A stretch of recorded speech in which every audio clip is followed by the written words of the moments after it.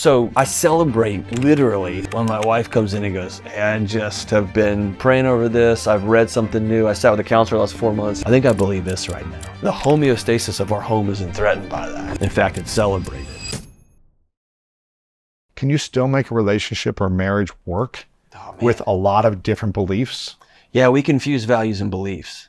What's the difference? Values are what we anchor into. This is who we are. We value everybody's welcome at our table. Period. We value curiosity. I just read this thing and this is wild. Let's figure that out.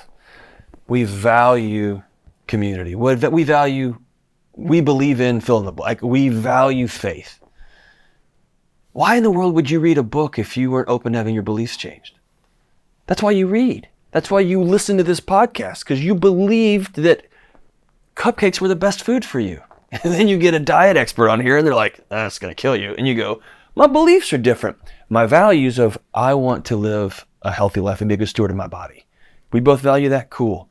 We were both told that endless amounts of cardio is the best way to be healthy. We value being a good steward of our body. Hey, I learned a new belief. We got to do squats now. Oh my gosh. Interesting. And so I think couples don't make enough space for, I want my wife's beliefs to change. I want mine to change. Our values, that's where you get when I don't value hospitality anymore.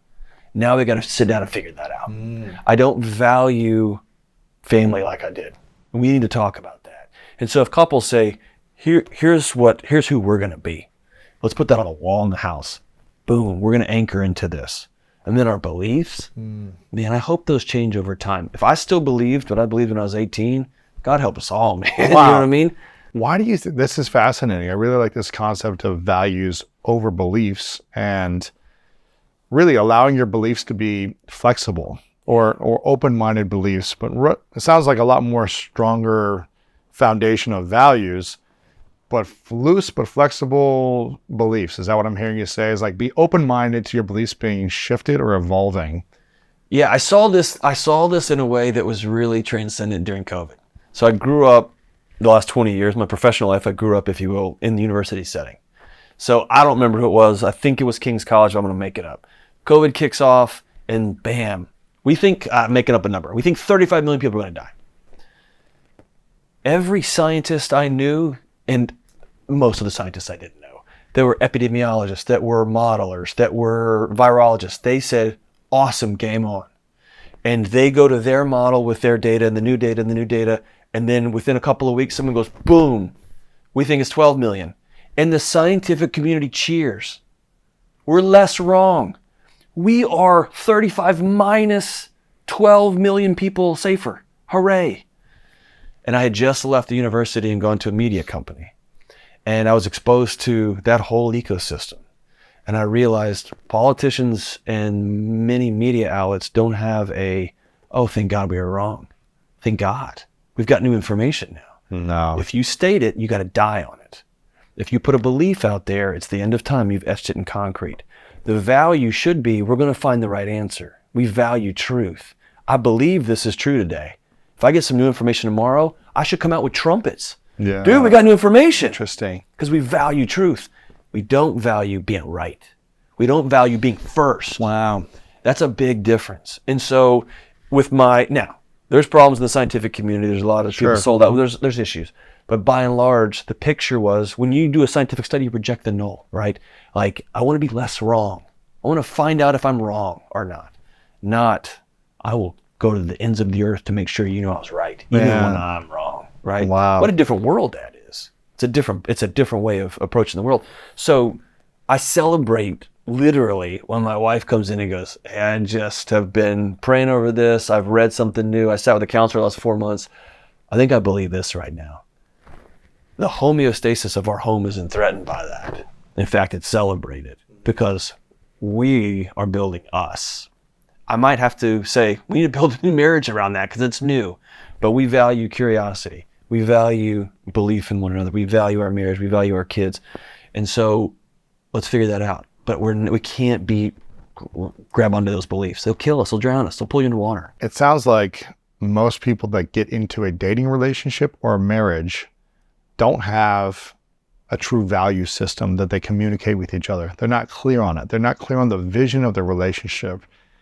Correct me if I'm wrong, but it seems like a lot of people, and this was my whole history, get together based on chemistry, chemicals, feelings, and it's harder to talk about values. What are 3 things that you think every marriage should do before they get married to set themselves up for the most success possible?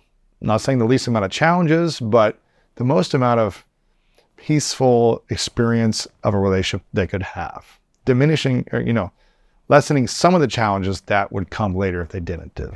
I think the first one is you have to have a group of people outside this marriage that you both are committed to helping carry the weight that you bring into the world. Really? What does that look like? That means there are seasons when I get home from being on the road and she said, "Are you going to watch the fights this weekend with your buddies?" Because she knows I need to go sit with a group of guys and laugh and be goofy and tell jokes and eat nachos, even though I'm trying to, take care of my nutrition. She also knows she can't carry all of my, am I enough? And what about the bills? And hey, what about the kids? And all of it. I've got to have a group of guys that I can lean on. And she's got to have a group of women that she goes and sits with on a regular basis, and they go do whatever it is they do. We have to have a counselor that I call on and say, I need some healing. Hey, by the way, next year I'll have a 9th grader. 9th grade for me was a magic year.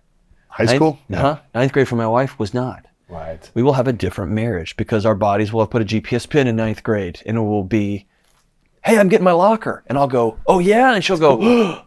Right? And so it's going to be a new marriage. Wow, it's fantastic, man. And so I think having a group of outside people. The second one is I would love to see couples sit down and say, what do we value?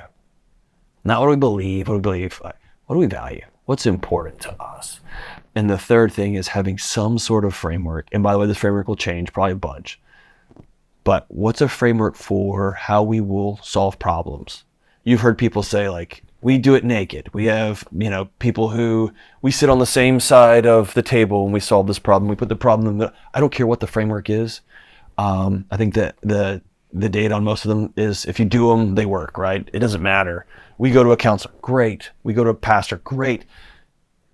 Can we agree before we get into traffic, how we're going to get out of traffic? Interesting. And because you try to, how are you going to do money? Who's going to do the money? Who's going to do this? That sounds fine and good until it's like that old Mike Tyson. Everyone's got a plan to get hit in the mouth, right? Yeah. So let's plan. We're going to get hit. Then what do we do? I'm going to make sure I listen to coach when I'm dazed. I'm going to make sure I go back to my training. I'm going to make sure I back up. Like what have we done here? Do you have a framework for how you're going to deal with challenges when they come? I love these 3 things. My buddy Jay Shetty talks about, a key to a successful marriage or relationship is how well you fight and argue. Yeah. It's like learning how to have a repair, right? How do you come back? Yeah. An argument. So it's not a painful argument where it really hurts you, but it's like, all right, we were able to manage conflict in a semi-conscious, healthy way, even though we reacted, but we didn't scream at each other. We didn't say something we're going to regret. It's like we learned how to fight in a loving way. Right. We learned how to just manage conflict. We agreed on the rules, right? Yes. There's a lot of UFC fighters going into boxing and they do jiu-jitsu tournaments and they do kickboxing. All those have different rules. They do. We all agree, here's the rules of engagement. Cool. Man. Now we can get in there and go for it. Thank you for watching this video. If you want more inspiring clips like this, make sure to click right here to subscribe and click right here to watch that next video that is specific to support you in your life.